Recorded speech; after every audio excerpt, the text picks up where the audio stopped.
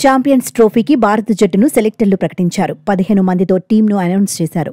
కెప్టెన్గా రోహిత్ శర్మ జట్టును లీడ్ చేయబోతున్నాడు. శుభ్మన్ గిల్ వైస్ కెప్టెన్గా వ్యవహరించబోతున్నాడు.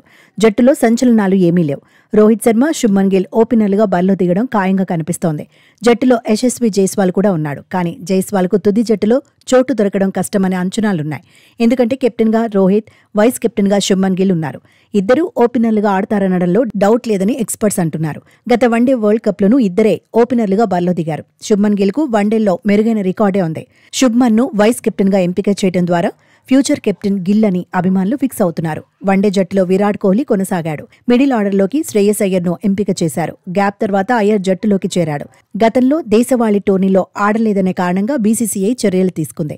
సెంట్రల్ కాంట్రాక్ట్ను కూడా ఇవ్వలేదు. కానీ ఆ తర్వాత దేశవాళీ టోర్నీలో శ్రేయస్ అయ్యర్ నిలకడగా రాణించాడు. పరుగులు పోటెత్తించాడు. మళ్లీ సెలెక్టర్ల దృష్టిని ఆకర్షించాడు. అయితే దేశవాళీ టోర్నీలో సత్తా చాటుతున్న కరుణ్ నాయర్కు మాత్రం నిరాశ ఎదురైంది. విజయ్ హజారే ట్రోఫీలో రికార్డులు సెట్ చేస్తున్న కరుణ్ను సెలెక్టర్లు పరిగణలోకి తీసుకోలేదు. కేఎల్ రాహుల్ తన ప్లేస్ను నిలబెట్టుకున్నాడు. సీనియర్గా ఛాంపియన్స్ ట్రోఫీలో కీలకమవుతాడనే నమ్మకంతో సెలెక్టర్లు ఉన్నారు. First choice pace allrounder Hardik పాండ్యాతో టీమిండియాకు బ్యాలెన్స్ రాబోతోంది.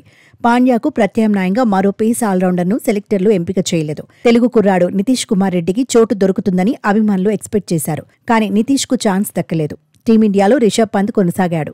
టీ20 జట్టుకు వైస్ కెప్టెన్గా ప్రమోట్ అయిన అక్షర్ పటేల్ వన్డే జట్టులో అవకాశం దక్కించుకున్నాడు. రవీంద్ర జడేజాను కూడా సెలెక్టర్లు ఎంపిక చేశారు.